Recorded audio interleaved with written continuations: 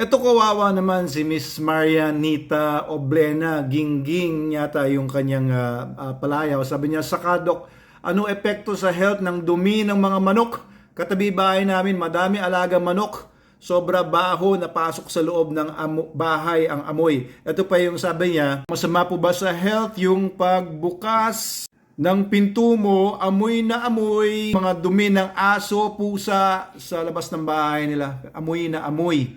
Oh, grabe no, mukhang ambantot dun sa bahay ni Ma'am Gingging ah. Comment niya kasi yan dun sa video ko nga na tungkol sa kung mapanghiba sa bahay ninyo dahil nga sa mga ihi ng mga pet cats or dogs or rabbits or iba pang mga animals. Kagaya yung sinabi ko sa last video ko, yung ammonia po, kahit po sa mga dumi ng mga manok, ay may mga ammonia din yan. Alam nyo kasi, yung dumi ng manok, doon na rin sila umiihi. So, yung ammonium, yung nitrogen compounds, na waste compounds ng katawan ng manok, nandun po yun sa mga dumi. Bukod sa ammonia, ay meron pang mga ibang mga sangkap na hindi maganda para sa atin, kahit para sa mga manok. Alam niyo kapag nag-aalaga kayo ng mga manok sa mga farms, merong certain level lang dapat na amoy ammonium o yung ppm na tinatawag, yung parts per million sa measurement ng gases sa paligid. So hindi ka dapat mag-exceed doon kasi nakaka-apekto doon sa mga manok and doon sa mga workers sa mga farms ng mga manok.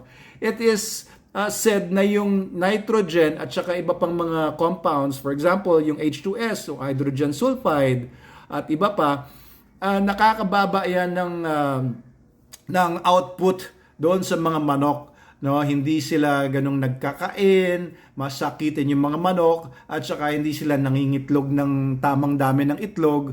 And of course, sa mga tao, ganyan din, meron ding epekto po yan. Unang-una, di ba, mukhang stress na si Ma'am Marian, Ma'am Ningning, maaaring nagdudulot na ito sa kanya ng discomfort. Alam mo, pag stressed ka, no, apektado yung buong katawan mo. Lahat, pati yung pag-isip mo, yung trabaho mo, yung love life mo, yan. Apektado yan kapag stressed ka dahil sa naaamoy mo na lang araw-araw yung dumi ng manok sa kapitbahay mo at dumi ng aso at pusa pagbukas mo ng pinto mo.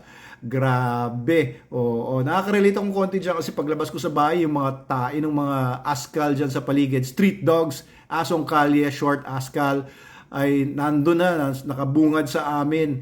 Oo, grabe talaga dito sa Pilipinas, no? Usual yan, nasa loob pa kami ng subdivision, ha?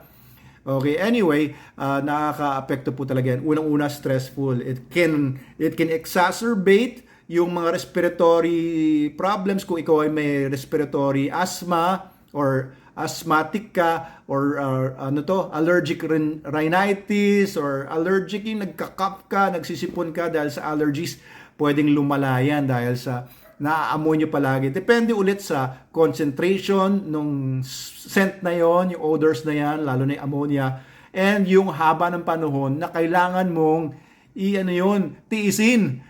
Ayan, so pwede nyo gawin, tawag nyo sa barangay para i-report ninyo yung naamoy ninyo. And action naman po yung barangay. Pero kung natatakot kayo, magalit sa inyong kapitbahay nyo, di manahimik kayo, tiisin nyo na lang. Ang problema niya kasi pag kayo mga mahal nyo sa buhay, kung may mga bata sa bahay, may mga matatanda, may mga may sakit sa loob ng bahay ninyo, huwag nyo isipin yung sarili nyo, i-report nyo na po sa barangay para actionan po nila yan. Kasi yung mga stray dogs, stray cats, bawal po talaga yan. Yung pagkakaroon ng poultry sa residential areas, bawal po yan kasi nakaka-apekto nga po ng kalusugan yan. Pwede rin pong at high concentrations, yung mga H2S, yung ammonia, etc. Pwedeng pong magdagdag ng mutation sa mga cells natin. Maaari pong maging magpalala ng cancers at yung likelihood na magka-cancers kayo. And iba pang mga sakit kasi yung distress nga, yung hindi ka makatulog sa gabi kung ganun kalala yung amoy, yung alam nyo yun, yung naikakalat pa kung may mga dumi nga dyan sa harapan ng bahay ninyo or yung mga dumi ng manok, yung mga langaw, dadapo ngayon sa bibig ng anak mo o kaya sa pagkain ninyo or what, syempre nagko-contaminate yan, kumakalat yun, yung daga galing doon, pupunta ngayon sa loob ng bahay ninyo or whatever, no? It's not only displeasant, it's not only not pleasant, it is also a health hazard. Kaya gawan nyo po ng paraan yan. So may epekto po talaga and wag nyo pong tiisin. At siguro naman yung kapitbahay ninyo, yung mga kapitbahay ninyo, ma-appreciate naman niya yung honesty ninyo if you approach them.